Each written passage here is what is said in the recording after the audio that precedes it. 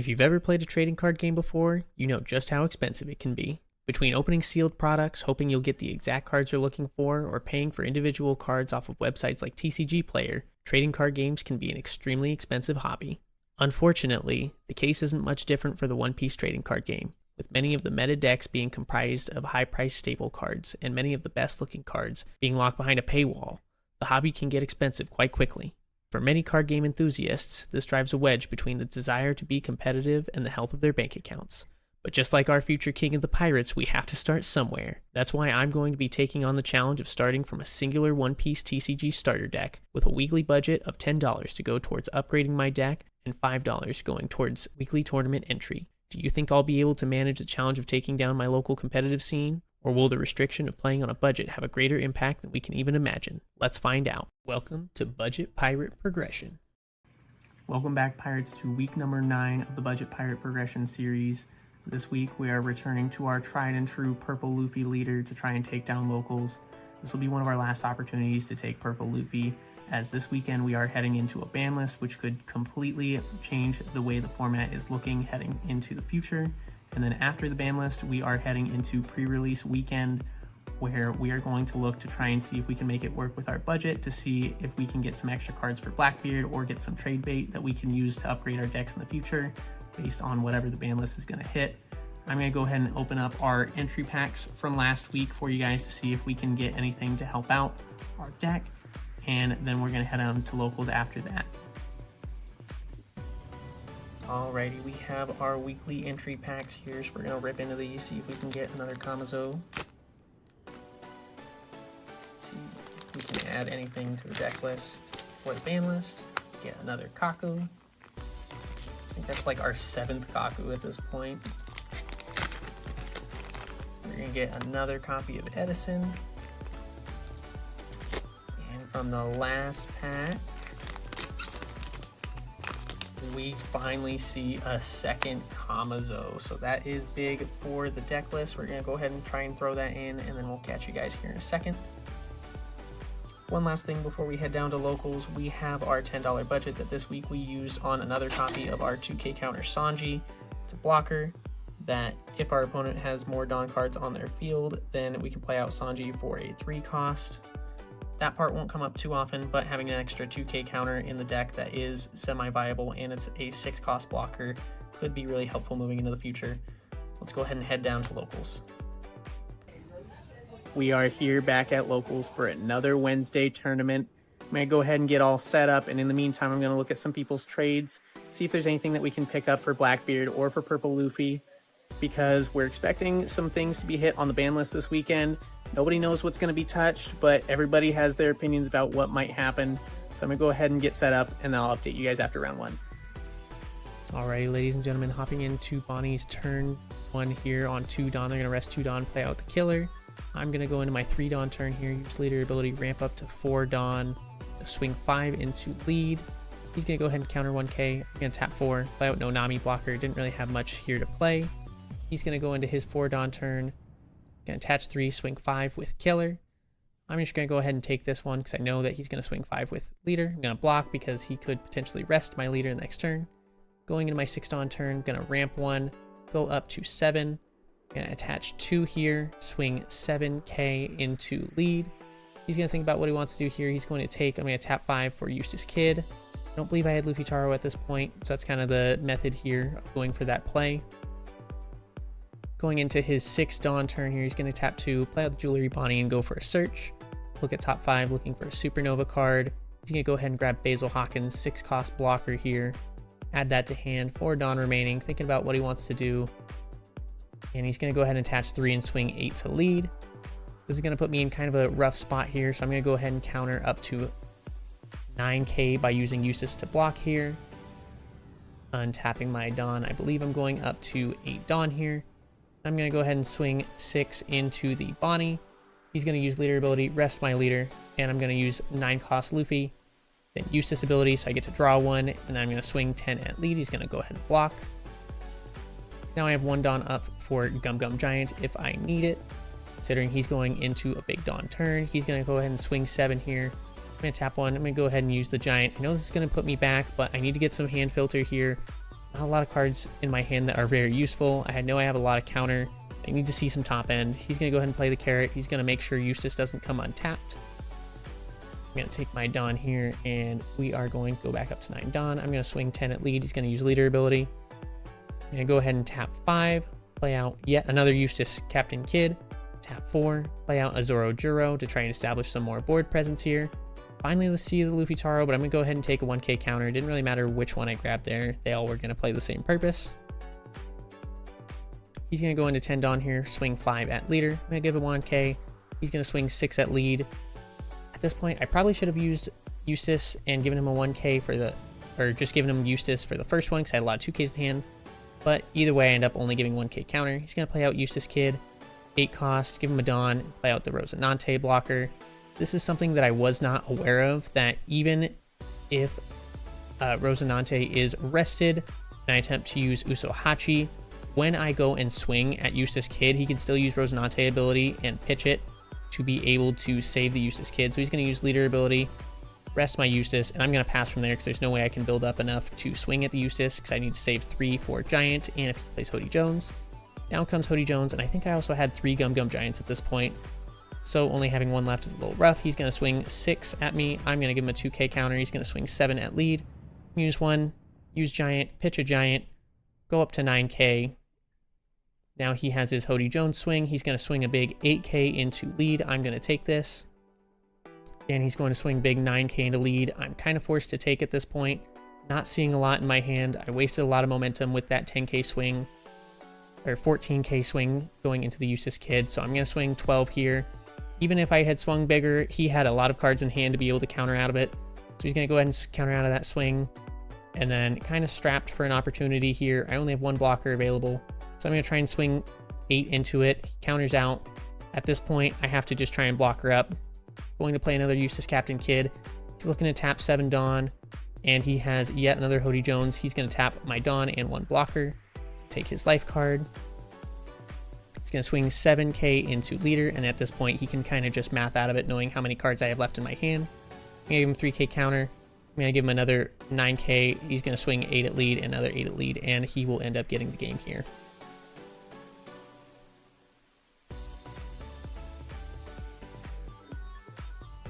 Ladies and gentlemen, we just finished up with round 1. We paired up against Bonnie, and that game turned out a little different than I was expecting. I didn't see a 4-cost unit on curve. I didn't see a Luffy Taro. I didn't really see anything that I needed to see. My opponent ended up seeing 2 Hody Joneses. He ended up being able to use 8-cost Kid to be able to stall out the game. On top of that, I was not aware that even if 2-cost Rosinante is rested, he can still save something from being killed by battle. And so that really costed me 4 Dawn and a swing, and really and it costed me a 2k counter because I played out the Usohachi to rest the Rosinante. So got a little bit unlucky on that one, and just a little ruling miscommunication or just something I was unaware of. So I'll update you guys after round 2. Alrighty, we have round 2 against Doflamingo. I'm going to start off 2 Dawn turn using my search here to look at top 3. Going to grab a 2k counter, pass over the turn.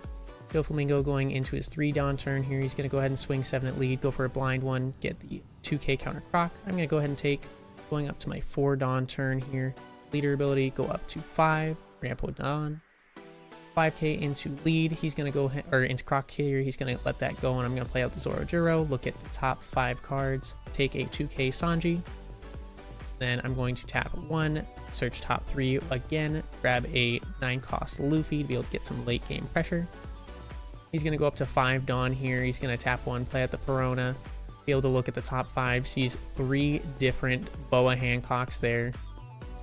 So that is something that will be a lot of pressure for him. He's going to look at top 3, play out the Jinbei, be able to get an extra card there off the Weevil, grab the Pudding, go ahead and counter out of that. And then going into my 7 Dawn turn, leader ability. And I believe I'm 8 Dawn here. I'm going to swing 5 into the Jinbei. Zoro Juro, I'm going to swing 6k into lead. He's going to go ahead and take. He ends up getting a red rock trigger. Going to go ahead and bottom deck the Zoro Juro. A little unfortunate there. Going to play out the Luffy Taro. -1. Go into Zoro Juro. Look at the top 5. And we will take a Frenosuke 2k counter.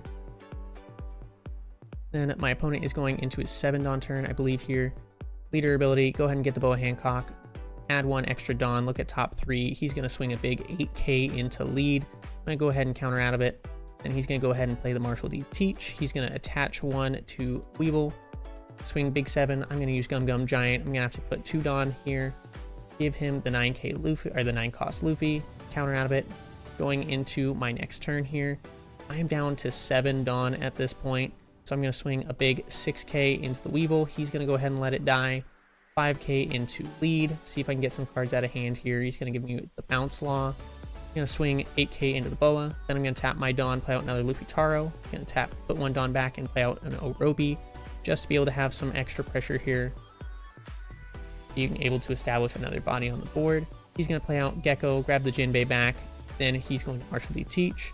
He's going to put it on top, give 2 to the leader. And then he's going to go ahead and swing, thinking about how much he wants to swing here. Going to go 8k into the Zoro Juro, I believe. And so he's going to use the leader ability, play out the Jinbei, play out a Weevil, or a Mihawk. Going to let the Zoro Juro go, and he's going to swing 5k into lead. I'm going to give him a 2k counter because I don't have any 1ks at this point, unfortunately. Going into my next turn here. Going to swing 6k into the Jinbei, knowing that he doesn't have a lot of cards in hand. So he's going to go ahead and give me the Jinbei. And then I'm going to go ahead and swing 7k into leader. He's going to go ahead and take, I'm going to swing 8k into lead. He's thinking about if he wants to be able to counter out of it. I don't think he has a counter for it. He's going to take, and then I'm going to swing another 8k into lead. He's going to give me 4k counter here, and I'm going to play out a Eustace Captain Kid to be able to get some blocker advantage here. And he's going to go into his 10 Dawn turn. He's going to play out the Boa, establish a blocker, look at the top 3. Nothing that he really wants to get there, so he's going to bottom deck it. Then he's going to use Marshall D Teach, and he's going to stack Boa on top. And then he's thinking about leader ability. He's going to swing 7k into lead. He's going to play out the Boa Hancock to be able to look at top 3 for his Dracula Mihawk, try and get some extra counter. And he's going to attach 1 extra Dawn to the Mihawk here. I'm going to go ahead and take this. And then he is going to swing a big 7k into lead.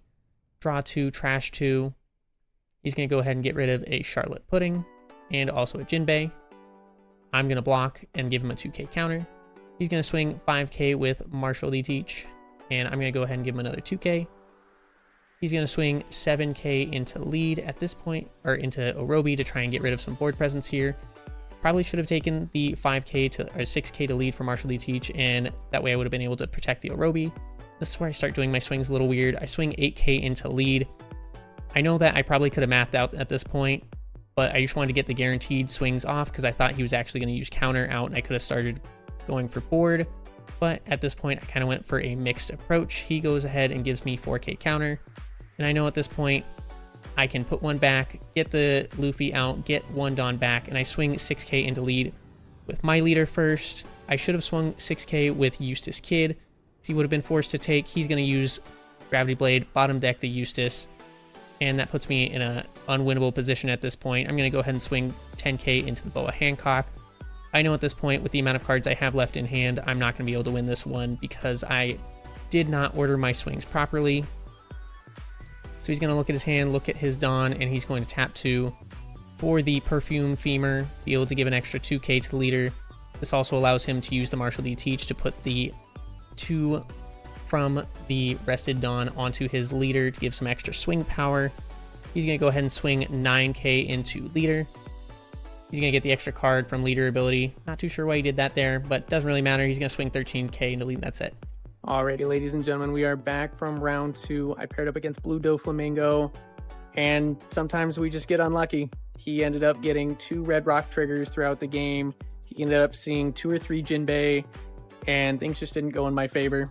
So we are 0-2 right now, heading into round 3. No pricing for us tonight, but we'll keep it going and see what we can do.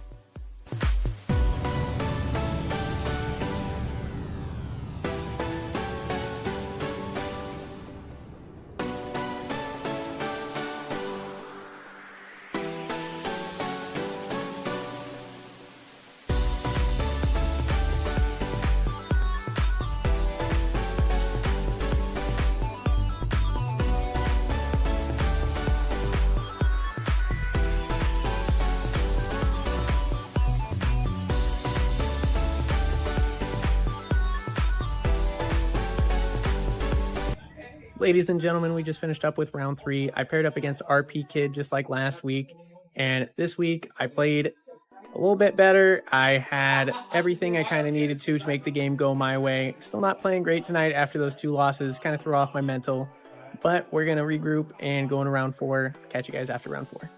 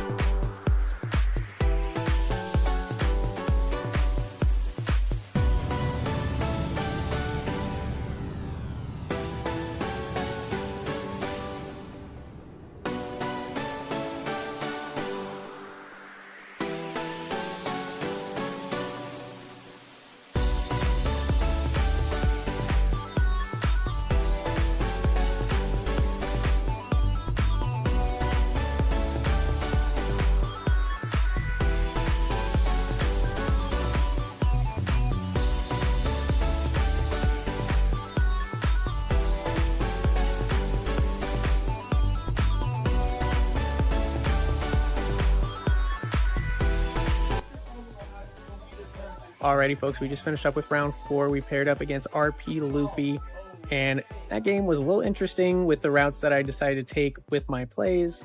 I'll probably end up breaking this game down for you guys, so you guys will have already seen it.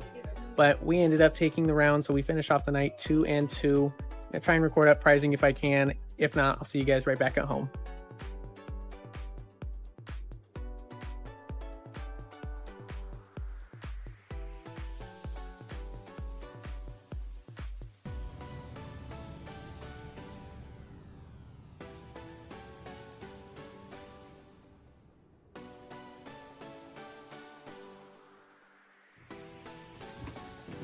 Ladies and gentlemen, we are back from another week of locals, and even though we did not get the turnout that we wanted to after 4 rounds, we did the best that we could with Purple Luffy, and I hope that we can continue to use him in the future. We have no clue what the ban list is going to look like. A lot of people are speculating that Gum Gum Giant could be hit on the ban list, which would have a lot of impact towards Purple Luffy. So we're just going to see what happens this weekend and see if we can continue to write out our strategy.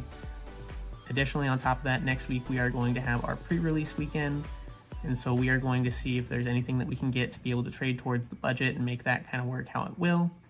If you guys are enjoying the series, make sure to like, comment, and subscribe. Let me know down in the comments if you guys are enjoying the series, any changes you'd like to see moving forward, or if there's any other videos that you'd like to see from me moving into the future, and I'll catch you guys next time.